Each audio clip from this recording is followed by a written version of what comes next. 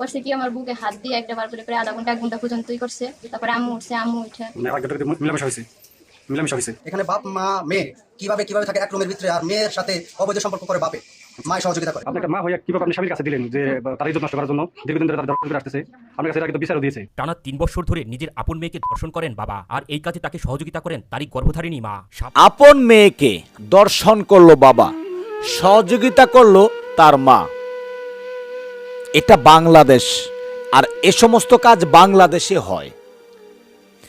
আপন মেয়েকে দর্শন করলো তার বাবা, আর দর্শন করার জন্য সহযোগিতা করেছে তার মা। এটা কি ভাবা যায়? সুপ্রিয় দর্শক শ্রোতা, ইতিমধ্যেই আপনারা ভিডিও শুরুতেই কিছু ভিডিও অংশ দেখেছেন। সম্পূর্ণ ভিডিওটি দেখাবো প্রমাণ সহকারে আজকের এই ভিডিওতে। তার আগে কিছু কথা না বললেই না। এই সমস্ত কুলাঙ্গার বাবাদের, এই সমস্ত নামধারী কুলাঙ্গার বাবাদেরকে প্রকাশ্যে পাথর নিক্ষেপ করে জনগণের সামনে মৃত্যুদণ্ড দেওয়া উচিত। যারা কিনা বাবা নামটাকে অপবিত্র করছে, এই সমস্ত কুলাঙ্গারদের জন্য একটা পবিত্র নাম, যেখানে বাবা সেই নামটিকে অপবিত্র করছে। দর্শক শ্রোতা, সাভারের আশুলিয়াতে এক চাঞ্চল্যকর ঘটনা।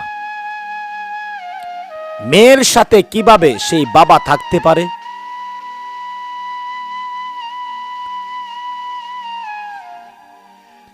এই সমস্ত বাবাদেরকে ধরে, যারা কিনা বাবা নাম দিয়ে তার মেয়ের সাথে অপকর্ম করে, তাদের কি বিচার হওয়া উচিত? অবশ্যই যারা আজকের এই ভিডিওটি দেখছেন কমেন্টসের মাধ্যমে জানিয়ে দিবেন কতটুকু কুলাঙ্গার হলে এই কাজটি করতে পারে। এই দুনিয়াতে সবচেয়ে প্রিয় জিনিস হচ্ছে একটা মেয়ের কাছে তার বাবা, আর একজন বাবার কাছে তার সন্তান।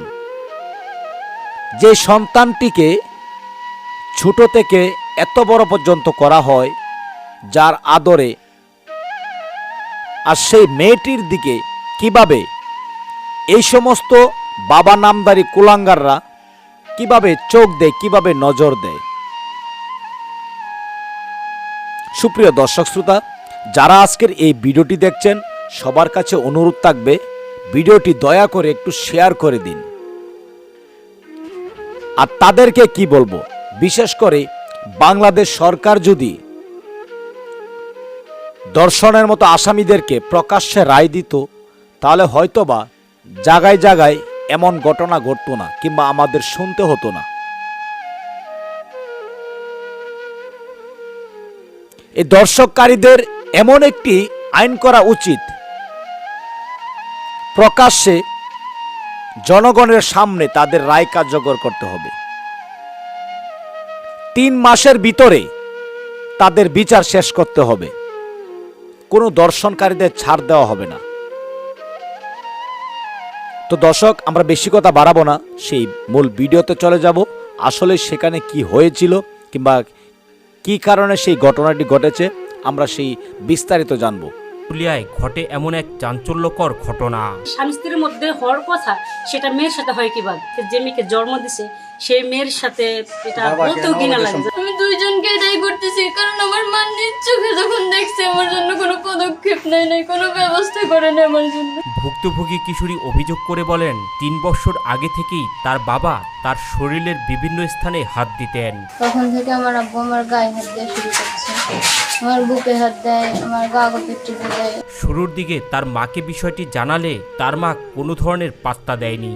কিছুদিন যায়, আমার মার আমি বলছি আগে থেকে শুরু থেকে, আমার মা বিশ্বাস করে না। আমার মা যখন নিজ চোখে দেখছে তখন বিশ্বাস করছে, আমার আব্বুরে বুঝাইছে, তবু আমার আব্বু বুঝতে চায়নি। তবে কাজের কাজ কিছুই হয়নি।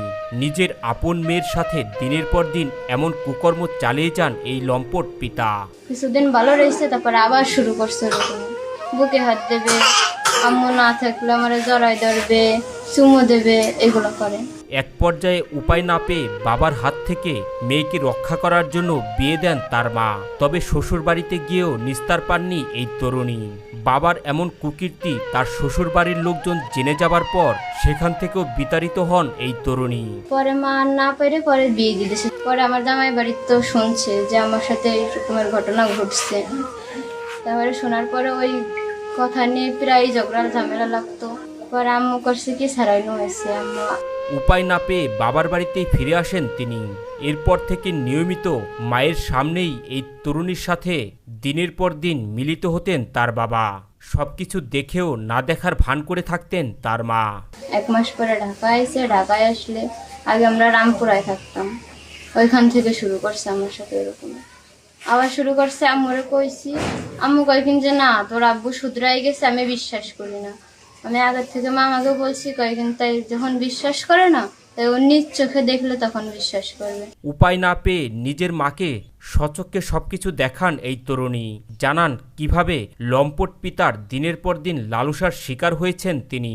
এই কিছুদিন আগে রাত্রেবেলা আমি ঘুম রয়েছি, চাকরি করে কাজ করে এসেছি, শরীরটা অতিরিক্ত ক্লান্ত, 2টা-3টা পর্যন্ত আমি কতক্ষণ নিজের সেফটি দিয়ে রাখবো।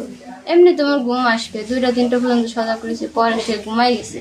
তখন আমার ফুল ঘুম করছে কি, আমার বুকে হাত দিয়ে একটা বার করে প্রায় আধা ঘন্টা 1 ঘন্টা পর্যন্তই করছে।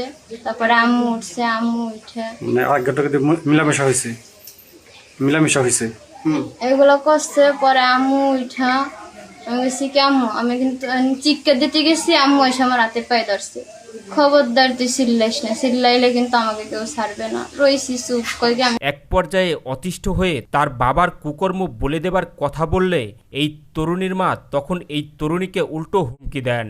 সকালে শুনে মিলে না দিয়ে ওরম দিকে আবার ওয়ে করে, কই ও কষ্ট রয়েছে না, ওর কাগজের টিপে দিই। আমি শিয়ানা মেয়ে, আমার বাপে আমার কাগজের টিপে দেয়, আসলে আমার এগুলো পছন্দ না, আমার কাগজের টিপে দেয়। এরকম চলতেই আছে। তারপরে কালকে ঝগড়া লাগছে, শেষে আমি শিকামু তোমার কথা আর আমি শুনবো না। আমি অনেকদিন চুপ করে রয়েছি, এখন আমার জীবনটা ধ্বংস হয়ে গেছে, এখন আর আমি তোমার কথা শুনবো না। আম্মু কই কিন যে তাই তুই কি চাইস যে তোর সাথে যা হয়েছে তোর ভাই বোন তো আরো 3টা আছে, এরকমটা হোক? আমি কই না, আমি চাই না, কিন্তু আমার জীবনটাও তো বাঁচানো দরকার। বাবার কুকর্ম বলে দেবার পর নিজের মায়ের কাছ থেকে মেরে ফেলার হুমকিও পান এই তরুণী। রাগ হয়ে গেছি, পরে আমি কয়ে ফেলাইছি যে আমার আব্বু আমার সাথে এরকম করে। তারপরে আমার সাথে আরো করছে, রাত্রেবেলা কয়েকদিন যে আব্বুরে ঘরে এনে শোয়াইছে, আর কয়েকদিন যে তুই যদি আর এক কথাও কইস তাই তোর আমি মারি ফেলাবো। মানে তোমার হুমকি দিছে কে? আমার মাই।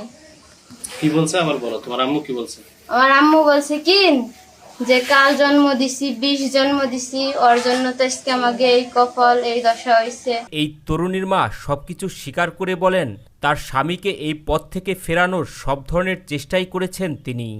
আপনি একটা মা হয়ে দীর্ঘ 4 বছর যাবত আপনি মেয়েকে ধর্ষণ করে দিয়েছেন আপনি স্বামীরে, এটার কত যুক্তি? 4 বছর তো হবে না, 4 বছর